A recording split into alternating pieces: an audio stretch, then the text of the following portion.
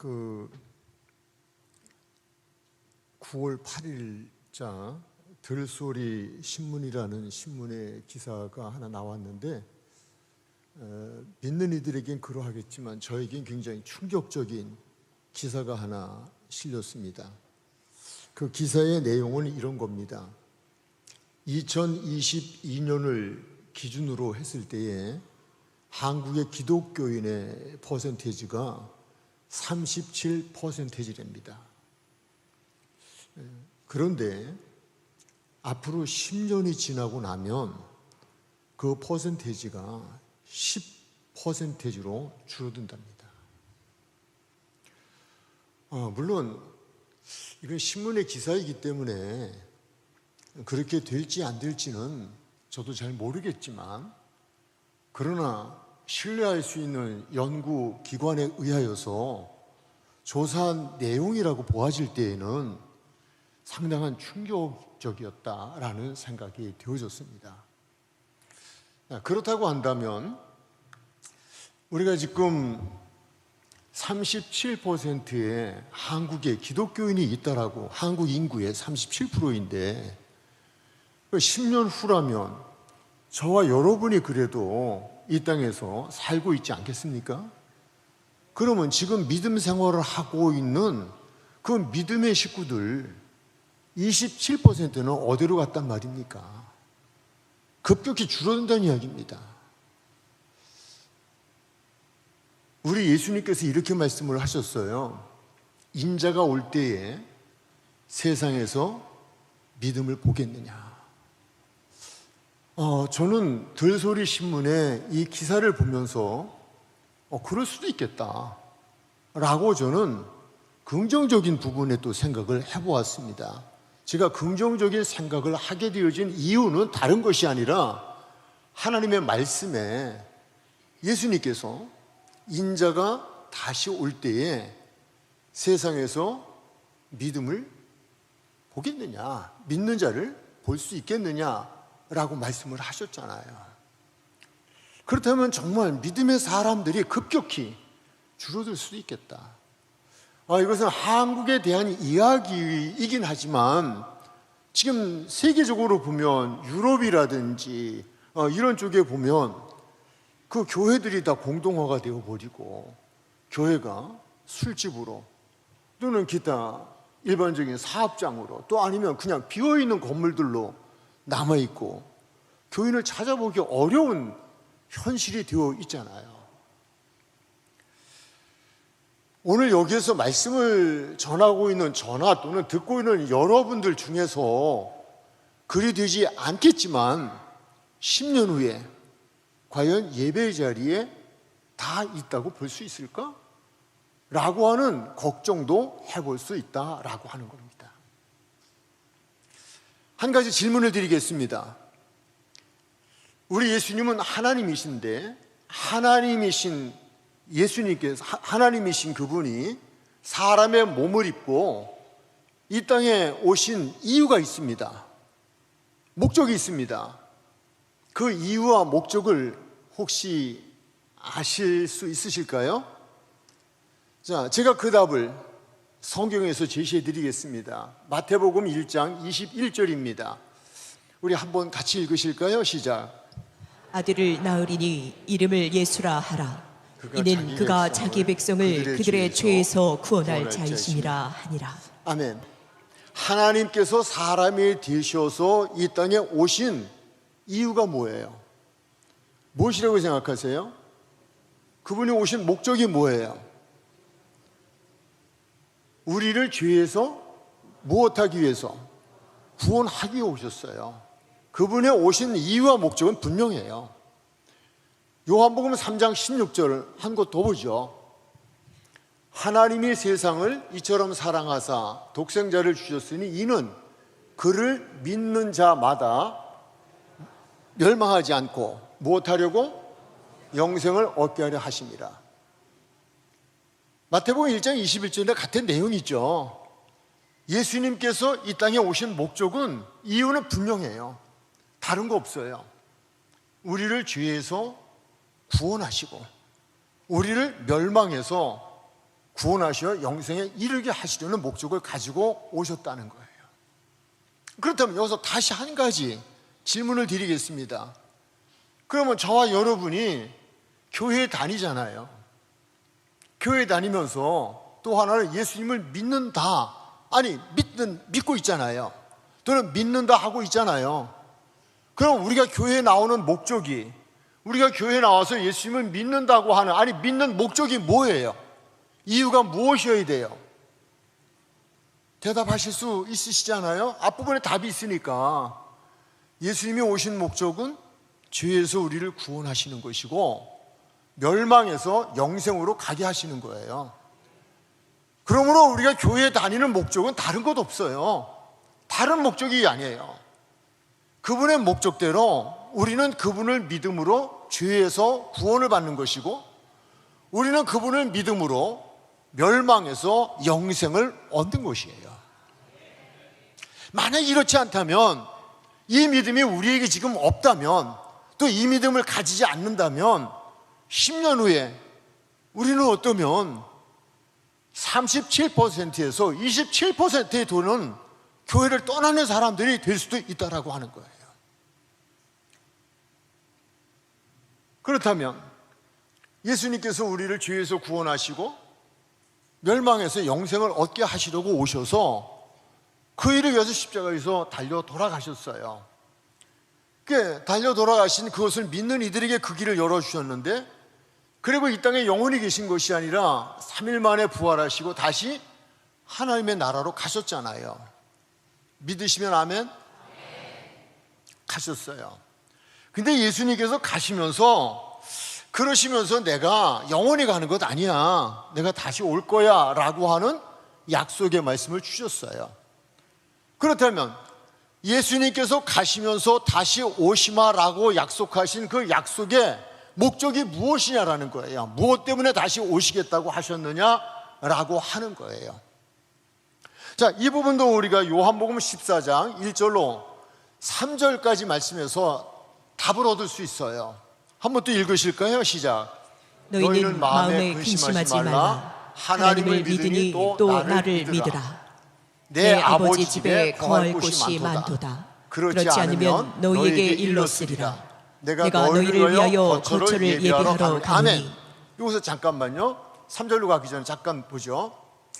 우리 예수님께서 이 땅에서 구원의 사역을 위해서 십자가에서 죽으시고 다시 부활하시고 하나님 나라로 가심의 목적이 나와 있잖아요. 무엇 때문에 가셨어요? 저와 여러분의, 아니 믿는 자들의 무엇을 준비하기 위하여? 처소를 준비하기 위하여. 처소를 마련하기 위해 가신다는 거예요. 가시는 것으로 끝나나요? 3절로 가지요. 3절 시작. 가서 너희를 위하여 거처를 예비하면 내가 다시 와서 너희를 내게로 영접하여 나 있는 곳에 너희도 있게 하리라. 할렐루야. 아멘. 가서 너희를 위하여 처소를 마련하고, 처소가 마련되어지면 어떻게 하신다고요? 다시 오신대요. 다시 오셔서 어떻게 하시겠다? 우리를 데려가신다는 거예요. 처음 오신 예수님은 우리를 죄에서 구원하시기 위하여 오셨고, 죄에서 구원받은 이들이 이 땅에서 믿음을 생활을 하고 있는 그들을 위하여서 하나님 나라에서 처소를 마련하시고, 처소가 마련되어지면 다시 우리를 마련되어진 처소로 데려가게 오신다는 거예요. 여기서 데려가다라는 단어에 관심을 가지셨으면 좋겠어요. 데려가다 하는 말씀이에요. 자, 그렇다면 이제 세 번째로 생각해야 할 것은, 그분이 다시 오신다? 다시 오실 그때 우리를 데려가신다고 했는데, 그때는 어떤 일들이 일어나게 되어질까라고 하는 거예요. 그 어떤 일이 일어날 것인가에 대해서는 마태복음 24장 40절로 41절에서 해답이 있어요. 또 한번 보실까요? 시작. 그때에 두 사람이 밭에 있음에 한 사람은 데려가고 한 사람은 버려둠을 당할 것이요. 아멘. 여기서 잠깐만요. 다시 40절로 갑니다. 그때는 언제일까요? 예수님께서 다시 오실 때, 처소를 다 마련해 놓으시고 저와 여러분, 아니 믿는 사람들에게 그 처소로 데려가시기 위해서 오시는 그때예요. 그때에 두 사람이 밭에 있대요. 41절의 말씀에 의하면 이 앞부분의 40절에 두 사람은 두 남자예요. 생략이 되어 있어요. 왜냐하면 뒤에는 두 여자가 분명히 명시되어 있거든요. 앞에는 성에 명시되어 있지는 않아요. 그러나 명시되어 있지 않아도 우리는 알 수가 있어요. 왜요? 밭에서 일하는 거는 일반적으로 그 시대에 누가 하는 거예요? 남자가 하는 거예요. 또 하나 여기서 설명을 40절로 넘어가 주실래요? 여기서 설명을 또 하나 드릴 수 있는 것은요, 두 사람이 밭에 있음에라고 했어요. 두 사람이 밭에서 일하는 거예요. 일을 하는데 지금은 우리나라도 노동력이 없어서 외국인들이 와서 도와주잖아요. 시골에서 그렇게 해요. 그러나 우리나라에도 과거에는, 좀 아주 옛날에는 대가족 제도였어요. 자식을 많이 낳았어요. 자식을 왜 많이 낳았을까요?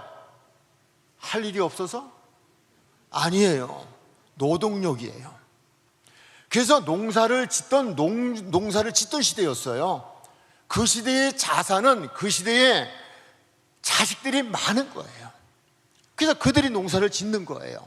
근데 여기서도 마찬가지로 농사를 짓는데 남자가 둘이라고 지금 명시가 되어 있는데 둘만은 아니죠. 근데 두 사람이라고 한 이유가 있어요. 그럼 두 사람은 누구라고 생각하셔요? 아버지와 아들. 물론 더 설명할 수도 있을 거예요. 그러나 여기에서 두 사람, 남자 두 사람이 밭에서 일한다, 아버지와 아들로 보는 것이 좋을 것이다 라고 하는 거예요. 이렇게 말씀드리는 건 성경에 아버지와 아들 두 사람 이렇게 안 돼 있으니까 하는 말씀이에요. 그러나 그 시대의 배경을 보면 그렇다는 거예요. 자, 그런데 거기서 보니까 한 사람은 데려가고 한 사람은 버려둠을 당했다. 그러면 제가 말씀드린 대로 아버지와 아들이라면, 그러면 누가 데려가고 누가 버려둠을 당했을까요? 누구라고 생각하세요? 아버지들은 당신이라고 얘기하시겠죠. 아들들은 또 당신들이라고 얘기하실 거예요. 그러나 그 답은 답이 될 수 있지만 정답은 아니에요. 아버지, 아들이라고 한다면 두 사람이 밭에서 일을 하다가 들림을 받았다면 들림 받은 사람은 준비되어진 자예요. 들림 받지 못한 사람은 준비되지 못한 자예요. 그러니까 예수님을 믿어 죄사함을 받고 구원받음을 아직 이루지 못한 사람들, 또는 그를 믿어 멸망을 받지 않고 영생을 얻을 수 있도록 준비되지 못한 이들, 더 구체적인 말씀은 마태복음 25장에서 기름 준비와 달란트를 통한 준비와 그리고 소유를 통한 주님의 사역에 동참하는 일들을 말하고 있어요. 그러나 중요한 것은 예수 믿는 거예요. 죄사함 받고 구원 받는 거예요. 이 준비가 되어 있어야 된다는 거예요. 그래서 지금 말씀을 해주고 있어요. 이 말씀 가운데서 우리가 좀 깊이 깨닫고 준비해야 될 부분은요, 나만 가면 안 되잖아요. 아들하고 같이 이렇게 이렇게 밭에서 일하다가 나는 데려감을 받는데 아들 데려가지 않았다, 버려뒀다. 버려뒀다는 건 지옥이에요. 지옥 불로 간다는 얘기예요. 데려가는 건 천국 간다는 이야기예요. 혹시 아들이 믿음이 있어서 데려갈 준비가 됐어요. 그러면 예수님 오셨을 때 예수님이 아들은 데려가는데 아버지를 남겨뒀다? 그러면 준비할 수 있는 시간을 주셨는데 준비하는 시간에 준비하지 못함으로 버려둠을 당했다면 아버지 입장에서는 그런 아버지가 어디 있어요? 그런 아버지가 되어서는 안 되죠. 그런가 하면 또 그런 아들이 되어서는 안 되죠. 자기 준비됐다면 아버지도 준비하게 해야 할 것이고, 아버지가 준비됐다면 준비되지 못한 아들을 보면서 준비시켜야 되잖아요. 그 말씀 주시는 거예요. 뒤에서도 말씀을 좀 드릴 부분이 있어요. 41절로 갈까요? 두 여자 맷돌질을 하고 있으면 한 사람은 데려가 한 사람은 버리둠을 당했다. 여기에서요, 두 여자 말씀드렸죠? 엄마와 딸, 그런 거예요. 똑같아요. 엄마는 데려감을 당했는데 딸은 버려뒀다? 딸은 데려갔는데 엄마는 버려뒀다? 이거 어떻게 생각하세요? 정말 우리가 믿음을 갖고 이거를 사실로 믿어진다면, 이것을 우리가 받아들인다면 나만 갈 수는 없잖아요. 같이 가야 하잖아요. 다른 게 지금 중요하지 않아요. 이 땅에서 먹고 마시고 입어야 할 거는 그분이 다 아시고 해결해 주신다고 하셨어요. 자식들의 미래 하나님이 하셔요. 내가 하는 것 아니에요. 정말 그 나라부터 준비해야 된다는 교훈이에요. 그 말씀을 우리에게 주신 거예요. 이제 네 번째로는요, 자, 그렇다면 우리가 준비를 해야 하는데, 데려감을 받는 성도가 되도록 준비를 해야 하잖아요. 이 준비를 언제 해야 될까라고 하는 거예요.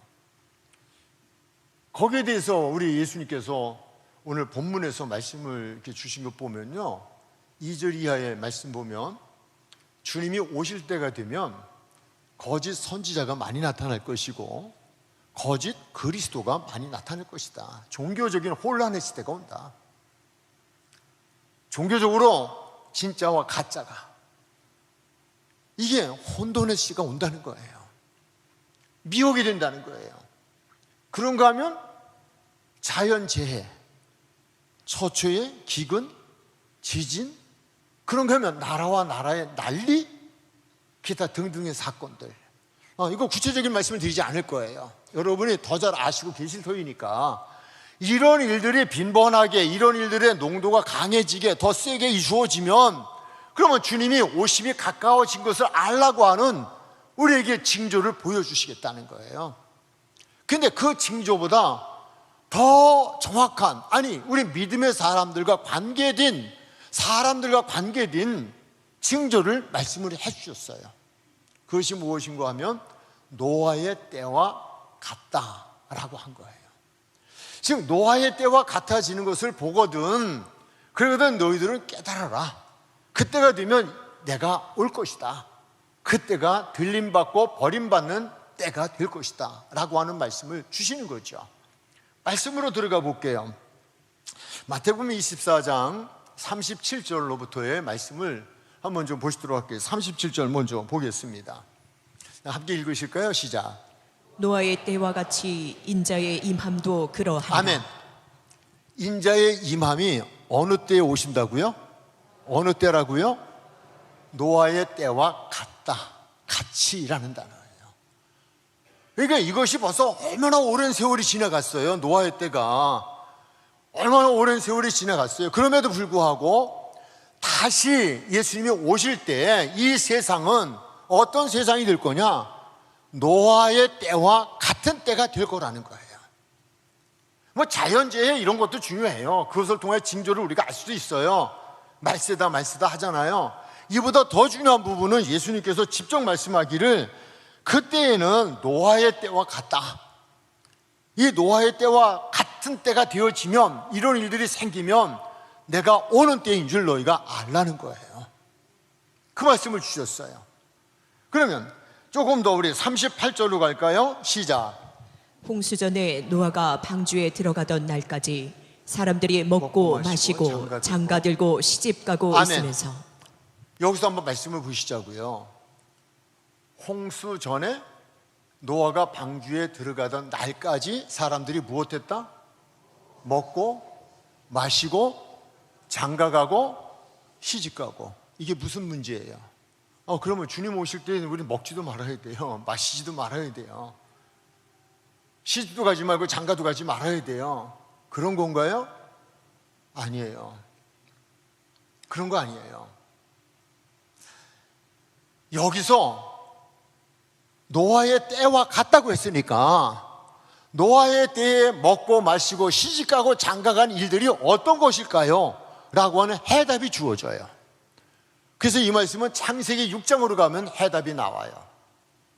창세기 6장 한번 우리 거기 가서 2절 3절의 말씀을 한번 보시도록 하실게요. 자, 한번 같이 읽으실까요? 시작. 하나님의 아들들이 사람의 딸들의 아름다움을 보고 자기들이 좋아하는 모든 여자를 아내로 삼는지라. 누가? 하나님의 아들들, 그리고 사람의 딸들. 이 부분이 좀 궁금하시면요, 창세기 4장 5장을 읽으시면 해답이 나와요. 하나님의 아들은 뭐고 사람의 딸이 뭔지 정 모르시면 목사님들께 나중에 개인적으로 한번 여쭤보세요. 알려주실 거예요. 근데 하나님의 아들들이 등장해요. 하나님의 아들들이 사람의 딸들의 아름다움을 보고, 이게 시집가고 장가가는 얘기예요. 그냥 예수님이 마태복음 24장에서는 그냥 좋게 말씀을 하신 건데, 왜냐하면 창세기에 나와 있는 내용이니까 그 보라는 거예요. 그런데 그들이 시집가고 장가가는데 정상적인 시집과 정상적인 장가인가요? 그 얘기하는 게 아니잖아요. 하나님의 아들들이 사람의 딸들의 아름다움을 보고 자기들이 무엇하는? 좋아하는 누구? 한 사람? 모든 여자예요. 모든 여자. 모든이란 말 속에는 몇 명일까요? 몇 명? 그냥 해답은 이런 거예요. 한 명 제외하고 다. 한 명은 누구예요? 자기 아내죠. 그 시대에는요, 성적 타락이 주어졌는데요, 하나님의 아들들이 사람의 딸들을 보고 그냥 자기 저 괜찮다, 마음에 든다. 모든 여자라고 하는 말은요, 나이 불문, 누구의 소유 불문, 니꺼 내꺼 소유의 불문. 니꺼 내꺼 이해되시죠? 정말 무서운 거예요. 이 말씀 드리면서 한번 생각해 보세요. 지금 이 시대가 어느 시대인가. 근데 여기서 더 정말 우리를 아프게 하는 말씀은 하나님의 아들들이라니까요. 아니, 세상의 사람들 얘기하는 게 아니잖아요. 하나님의 아들들이 사람의 딸들의 아름다움을 보고, 그들을 보고 모든 여자로 다 아내를 삼았다는 거예요. 불문이에요. 몇 사람 불문이에요. 그거 관계없어요. 이 사람 저 사람. 성경에서도요, 남의 남자 6대9 살던 여자도 있었어요. 요한복음에 나와요. 그러하듯이. 그러니 여기서 얼마나 많은 성적인 사건들이 생기는 거예요. 모든 이런 단어에 관심을 가져주시면 돼요. 모든 여자예요. 모든 여자는 뭐 혈육이든 비혈육이든 다 포함돼요. 그리고 한 사람 외에 숫자에 무제한이에요. 그거 얘기하는 거예요. 예수님께서 여러 가지 징조의 말씀을 하시면서 노아의 때와 같다, 그리고 먹고 마시고 시집가고 장가가는 이야기를 하시면서 창세기에서 말씀을 우리에게 해답으로 주셨다면, 우리는 이거에 관심을 좀 가지셔야 돼요. 먼저 자신을 돌아볼 필요가 있겠죠. 네, 우리는 그러한 시대에 살고 있다는 거예요. 하나님의 아들들의 타락이에요. 하나님의 사람들의 타락이에요. 하나님의 사람이 타락한다는 이야기예요. 세상 사람보다 더한 타락의 길을 갈 수 있다는 얘기를 해주고 있는 거예요. 이게 어쩌면 오늘 교회 안에 실상일 수도 있다는 이야기를 하고 있는 거예요. 아니, 주님이 오실 때가 되면 하는 거죠. 자, 3절로 갈까요? 읽으실까요? 시작. 여호와께서 이르시되 나의 영이 영원히 사람과 함께하지 아니하리니 이는 그들이 육신이 됨이라. 그러나 그들의 날은 120년이 되리라 하시니라. 그냥 띄워주시고선 좀 말씀을 듣도록 하시죠. 하나님께서 태초에 사람을 만드셨어요. 빚으셨죠. 만드시고. 그리고 그 사람에게는 짐승과 다른 특별한 것을 주신 것이 있어요. 무엇일까요? 그분의 생기를 우리에게 불어넣어 주셨어요. 생기를 불어넣어 주시기 전까지는 짐승이나 사람이나 똑같아요. 창조의 원리가 똑같아요. 우리가 짐승과 다르다면 다름이 뭐예요? 하나님의 형상이 있다는 거예요. 즉 하나님의 이미지가 있다는 거예요. 제 안에서 하나님의 영이 떠나면, 제게서 하나님의 영이 떠나면 저는 육체만 남는 거예요. 육체만 남는다면 저는 짐승과 다를 게 없어요. 여기에서 하나님의 영이 떠나니까 그들이 육신만 남았다라고 하는 이야기는 모양은 사람인데 그들의 실상은 무엇이다? 대답 안 하시는 이유 있다고 보아줘요. 짐승이에요. 우리 그래서 사람 욕할 때 된욕 뭐라고 해요? 무엇 같은, 님이라고는 안 그러죠. 무엇 같은 놈, 무엇 같은 놈, 무엇 같은 놈. 짐승들 갖다 대잖아요. 뭐 여우도 되고 개도 되고 돼지도 되고 뭐 곰도 되고 뭐 호랑이도 되고 짐승이 이름 되잖아요. 아니 사람을 왜 그렇게 얘기를 해요? 그 사람이 짐승화 됐다는 얘기죠. 어떻게 사람이 그럴 수 있어? 사람이 어떻게 그럴 수 있어? 그럴 수 없지. 그런데 그는 사람이 아니고 무엇이다? 짐승이 되어버렸다. 예수님이 오실 때가 되면요, 첫 번째는 하나님의 아들들의 타락이에요. 하나님의 사람들의 타락이에요. 그래서 세상에서 믿는 자를 찾아보기 어려운 시대가 와준다고 말씀을 하신 거예요. 그러면서 더불어서 하나님의 사람들이 세상 사람들 속에 들어가서 세상 사람들과 더불어 다 타락해버려요. 어떻게 타락할까요? 다음 말씀으로 들어가 볼까요? 5절. 여호와께서 사람의 죄악이 세상에 가득함과, 여기서는 하나님의 아들들이 사라져버렸어요. 왜? 이미 하나님의 사람들이 타락해서 사람이 돼버렸어요. 하나님의 영이 떠났잖아요. 하나님의 영이 떠났고 그리고 육신만 남았잖아요. 육신이 남은 그들이 세상 속에 살면서 똑같이 세속화된 거예요. 근데 그들이 어떤 사람들이냐? 사람의 죄악이 세상에 가득함과 그 마음으로 생각하는 모든 계획이 항상 악할 뿐임을 보셨다. 하나님이 보시니까 그렇다는 거예요. 우리는 사람을 외모로 보죠. 우리는 이렇게 속 사람을 못 보잖아요. 보는 경우도 조금은 있지만 잘 못 봐요. 그런데 하나님이 보시니까 하나님의 영이 떠난 짐승화되진 사람들. 그런데 그들이 모든 그 죄악이 그들로 인해 세상에 가득하고, 세상에 가득하다는 얘기는 그들의 마음에 생각하는 모든 계획이 항상 악한 거예요. 항상이란다. 항상. 저는 제 개인적인 생각이에요. 제 개인적인 생각은 맞을 수도 있고 틀릴 수도 있어요. 우리나라가 요즘 묻지마 사건 많이 생기잖아요. 또 뭐 참 끔찍한 사건들. 그래서 그들을 사형제도를 뭐 없애는 대신에 해야 할 일은 평생 감옥에 가둬둔다.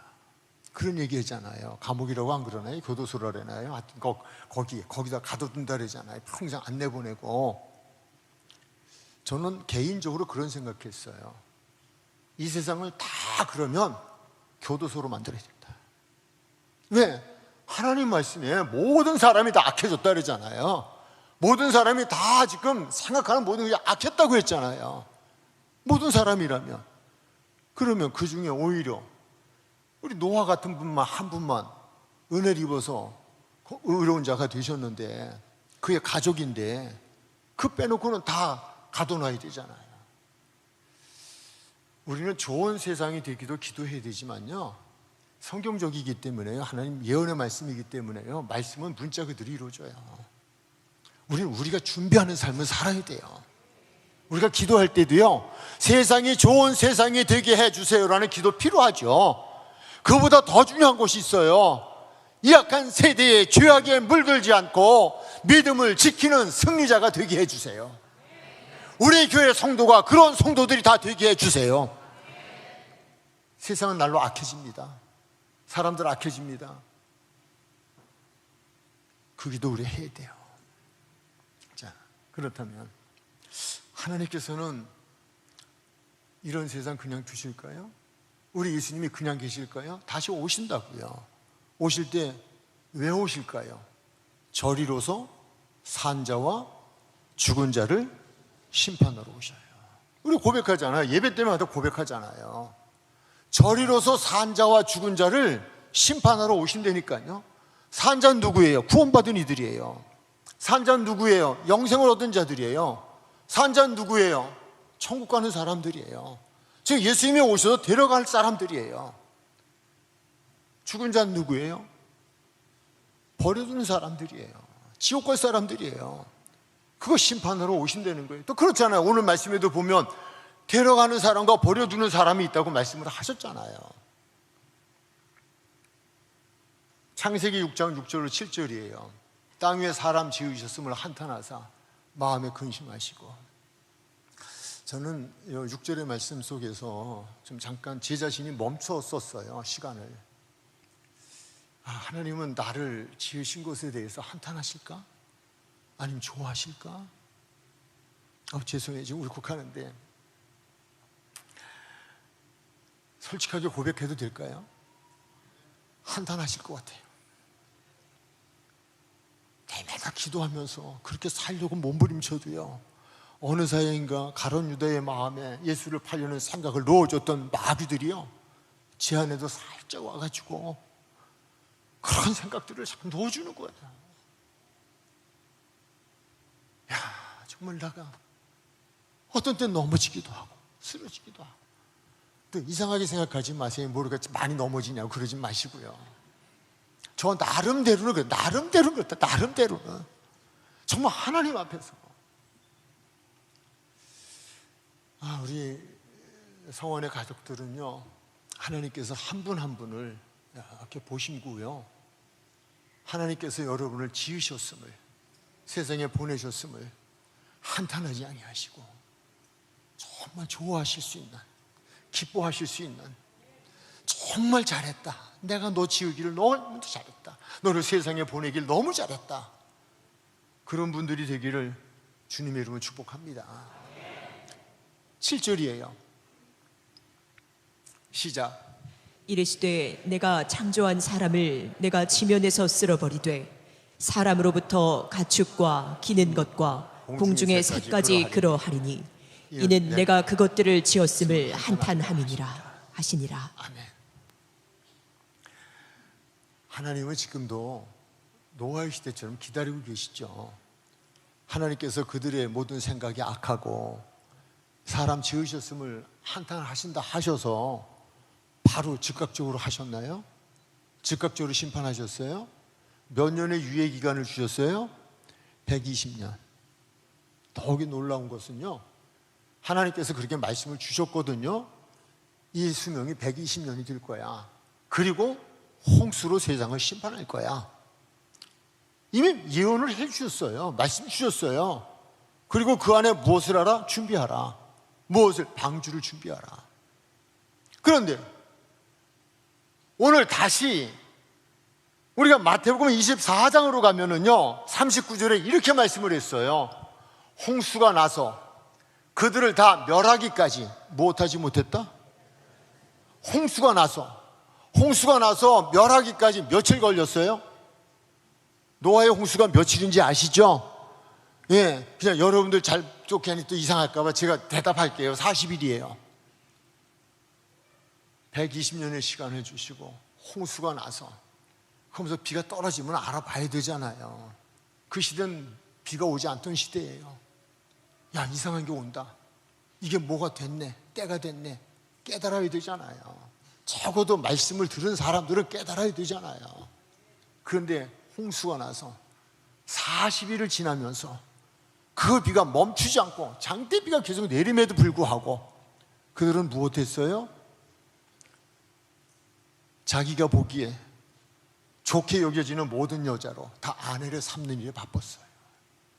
먹고 마시고 시집가고 장가가는 일에 바빴다고요. 거기에 빠져서 정신을 못 차린 거예요. 그리고 설마 했던 거예요. 결국은 심판을 받고 말았죠. 다 수장이 되어버렸죠. 예수님께서는 이렇게 내가 다시 세상에 갈 때 자연, 종교계 이런 일들이 있을 거야. 그래서 무화과 나무에 대한 비유를 주시면서 이런 일이 있거든. 내가 가까이 온 줄 알아. 그래서 다시 믿는 자들에게 주신 말씀이 바로 노아의 때의 이야기잖아요. 이 말씀을 우리에게 주신 거예요. 그러시면서 마지막으로 44절에 무엇이라고 말씀하셨어요?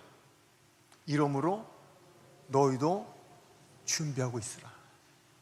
생각하지 않은 때에 인자가 오리라. 이러므로 너희도 준비하고 있으라. 이러므로는 아셨죠?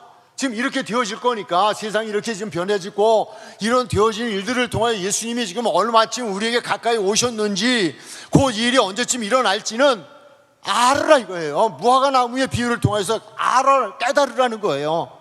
그리고 준비하라는 거예요. 지금까지 준비되지 못했기 때문에 준비하라고 하는 말씀이 더 강해요. 준비되어질 수 있어요. 이미 준비된 이들이 있을 수 있어요. 그런데 그보다도 이 말씀을 주신 것은 아직도 준비하지 못한 이들 때문에 준비하라는 말씀을 주신 거라니까요. 얼마나 감사해요. 얼마나 고마우냐고요. 이 말씀 안 주셨으면 준비 못했을 텐데, 그러다가 밭에 있다가 나는 버려두고 준비된 자는 데려갈 텐데 어떡하냐고요. 그래서 준비하라는 거예요. 이러므로 준비하라는 거예요. 저는 이제 결론에서 오늘 말씀, 어떻게 보면 마태복음 24장에서 중요한 단어 두 가지를 말씀을 드리고 말씀을 마칠 거예요. 하나는 너희도라는 단어예요. 이러므로 준비하고 있으라, 이렇게 말씀 안 했어요. 이러므로 너희도 준비하고 있으라는 거예요. 너희도는 누구일까요? 하는 거예요. 예수님의 12 제자예요. 마태복음 24장을 시작하면서 제자들이 예수님께 나와서 질문했어요. 주님이 오실 때는 어떠한 일이 있을 것입니까? 언제입니까? 라는 질문을 했고, 그들에게 예수님이 말씀을 주셨는데, 물론 그들을 포함한 많은 사람들이 되지만 분명히 여기서는 예수님께서 너희도라는 말씀을 주신 거예요. 제자들이에요. 12 제자들. 그 정도면 준비된 이들 아닐까요? 세상 모두를 다 내려놓고 평생을 예수님만 따라다니고 그런 이들이잖아요. 제자라 할지라도 무엇하지 않으면, 준비되지 않으면, 제자라도 준비되지 않으면 안 들어가신대요. 제자라도 준비가 되어야 들어가신다는 거예요. 아버지라도 안 돼요. 아들이라도 안 돼요. 준비되어져야 돼요. 어머니로도 안 돼요. 아들, 딸이라도 안 돼요. 준비되어진 자야 돼요. 목사라도 안 돼요. 성도라도 안 돼요. 준비되어진 자야 돼요. 이게 너희도라는 단어가 그렇게 무서운 단어라고요. 12 제자라니까요. 다른 일반인들이 아니에요. 또 하나는요, 그렇다면 누가 이것을 준비할 수 있을까? 정말 주님의 오심을, 주님이 오시는 그날 데려감을 받을 수 있는 성도로 누가 준비할 수 있을까? 어떤 사람이? 그것은 다시 말씀으로 가면은요, 마태복음 24장 39절로 갈게요. 마태복음 24장 39절 이렇게 되어 있어요. 홍수가 나서 그들을 다 멸하기까지 무엇하지 못했다? 깨닫지 못하였으니. 누가 준비할 수 있어요? 깨닫는 자가. 무엇을 깨달아요? 말씀을 깨닫는 자가. 말씀을 깨닫고 예수님이 언제쯤 오실지를 알고, 예수님이 오시면 준비된 자는 데려가지만 준비되지 못한 자는 버려둔다고 하는 사실을 깨닫는 자만이 준비할 수 있다는 거예요. 홍수가 나서 다 멸하기까지 깨닫지 못한 게 문제잖아요. 그들이 깨달았다면 그때라도 준비했으면 돼요. 몇 날을 120년을 방주를 준비하지 못했어도 주님은 그 불문에 붙이셔요. 마지막 십자가상에서 강도 한 사람 구원받았잖아요. 마지막 찬스를 놓치지 않았잖아요. 찬스를 잡아야 된다니까요. 저를 오늘 여기에 보내셔서 이 말씀을 전하게 하신 목적이 여기 있어요. 깨달으라는 거예요. 깨닫고 준비하라는 거예요. 그런 은혜가 성령의 도우심으로 저와 여러분에게, 또는 이 말씀을 후에 또한 영상을 통하여 보시거나 듣는 모든 이들에게 임하기를, 임하는 은혜를 받기를 주님의 이름으로 축복합니다.